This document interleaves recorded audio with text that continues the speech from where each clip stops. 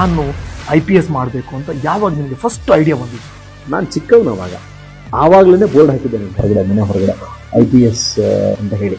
ಈ ಪ್ರಾಸೆಸ್ ಹೆಂಗಾಗತ್ತೆ ಅಂತ, ಯಾಕಂದ್ರೆ ಎಷ್ಟೋ ಜನಕ್ಕೆ ಇದ್ರ ಒಂದು ಕಲ್ಪನೆ ಇಲ್ಲ. IAS ಅಂತ ತಕ್ಷಣ ಯಾವುದೋ ಒಂದು ಎಕ್ಸಾಮ್ ಅಂತ ಅನ್ಕೋತಾರೆ. So this is the second toughest exam on earth. ಎಷ್ಟು ಕಡಿಮೆ ದುಡ್ಡಲ್ಲಿ ನಾನು IASಗೆ ಪ್ರಿಪೇರ್ ಆಗ್ಬೋದು? ಸದ್ಯಕ್ಕೆ ಸರ್ ಮಾರ್ಕೆಟಲ್ಲಿ 1 ಲಕ್ಷದಿಂದ 2 ಲಕ್ಷದವರೆಗೆ ಫೀಸ್ ಇದೆ. UPSC ಅಂತ ಬಂದಾಗ ದೊಡ್ಡ ಕ್ವಶನ್ ಇರೋದೇನಂದ್ರೆ ಸೆಲ್ಫ್ ಸ್ಟಡಿನಾ ಅಥವಾ ಕೋಚಿಂಗ್ ಇನ್ಸ್ಟಿಟ್ಯೂಟಾ? ಒಂದು ವೇಳೆ ಹುಡುಗ ಪ್ರತಿಭಾವಂತನಿದ್ರೆ ಸ್ವಂತ ಓದಿ ಬರೀಬಹುದು. ಬಹಳ ಮುಖ್ಯವಾಗಿ ಬೇಕಾಗೋದು ಲ್ಯಾಂಗ್ವೇಜ್ ಸೆಲೆಕ್ಷನ್. ಈಗ ನಾನು ಕನ್ನಡದಲ್ಲಿ ಬರೀಬೇಕಾ, ತಮಿಳಲ್ಲಿ ಬರೀಲ್ಲ, ಹಿಂದಿಯಲ್ಲಿ ಬರೀಲ್ಲ, ಇಂಗ್ಲೀಷಲ್ಲಿ ಬರೀಲ್ಲ?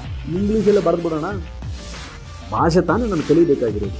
ನಾನು ಹೀಗಾಗಬೇಕು ಅಂತ ಕನಸಿದ್ರೆ ಆಟೋಮ್ಯಾಟಿಕಲಿ ಅವನ್ನೆಲ್ಲ ಇವ್ರು ಕರೆಕ್ಟಾಗಿ ಮ್ಯಾನೇಜ್ ಮಾಡ್ಕೊಂಡು ಹೋಗ್ಬಿಡ್ತಾರೆ.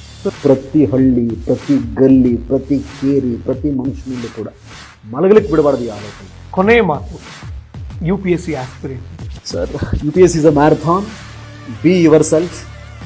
ರಾಂಗ್ ನೋಷನ್ಸ್, ರೂಮರ್ಸ್ ಯಾವುದಕ್ಕೂ ತಲೆ ಕೊಡಬೇಡಿ. ಒಬ್ಬ ಸಾಮಾನ್ಯ ವ್ಯಕ್ತಿಯು ಕೂಡ ಇದನ್ನು ಪಾಸ್ ಮಾಡಬಹುದಾದ ಪರೀಕ್ಷೆ ಇದು.